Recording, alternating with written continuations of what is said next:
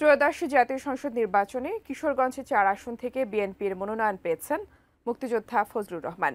এ বিষয়ে একটি আনুষ্ঠানিক প্রতিক্রিয়াও জানিয়েছেন তিনি। মনোনয়ন পেয়ে ঠিক কী প্রতিক্রিয়া জানালেন এই বীর মুক্তিযোদ্ধা, বিস্তারিত জানাচ্ছেন লিমা সায়ন্তী।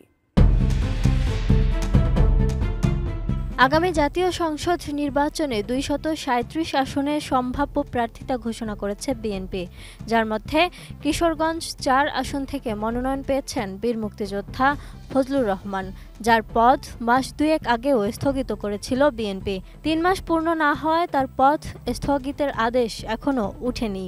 এ অবস্থায় অনেকেই ধরে নিয়েছিল ফজলুর রহমান হয়তো ধানের শীষের টিকিট পাবেন না।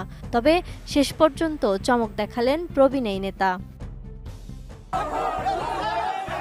তিনি বিএনপি চেয়ারপারসনের একজন উপদেষ্টা। সম্প্রতি নিজের দলীয় পদ স্থগিত হওয়ায় একটি সাক্ষাৎকারে তার জীবন নিয়ে শঙ্কা প্রকাশ করে নিরাপত্তা চেয়েছিলেন ফজলুর রহমান, যেখানে তিনি বলেছিলেন, যদি তোমরা মনে করে থাকো যে আমি দেশের বিরুদ্ধে কথা বলছি বা তোমাদের কর্মকাণ্ডের বিরুদ্ধে কথা বলছি, আমার বিরুদ্ধে মামলা করো, আমাকে গ্রেপ্তার করো, আমাকে শাস্তি দাও, কিন্তু মব জাস্টিস আমার উপরে চলতে পারে কিনা এবং চলবে কিনা আমি প্রথমে বাংলাদেশের মানুষের কাছে এটাই জিজ্ঞাসা করতে চাই।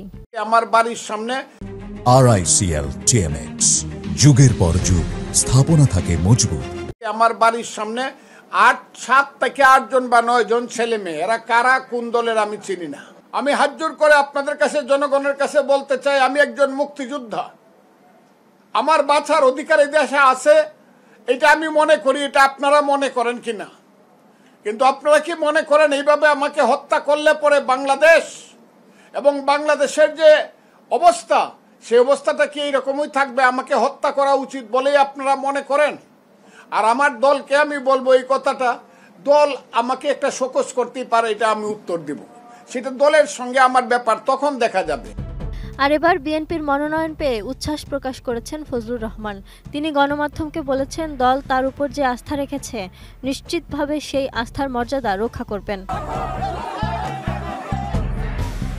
এরপর দেশনেত্রী খালেদা জিয়া ও তারেক রহমানের প্রতিও বিশেষভাবে কৃতজ্ঞতা প্রকাশ করেন তিনি। ফজলুর রহমান বলেন, এদেশের মানুষের পক্ষে বিএনপির রাজনীতিতে যা যা করার দরকার, যদি তার এলাকার মানুষ তাকে নির্বাচিত করেন তবে তিনি সংসদে মানুষের পক্ষে সর্বোচ্চ চেষ্টা করবেন। সর্বশেষ ফজলুর রহমান বলেন, এলাকার বিরুদ্ধে বলেন, দেশের বিরুদ্ধে বলেন, আমি কোনোদিন বাজে কাজ করব না।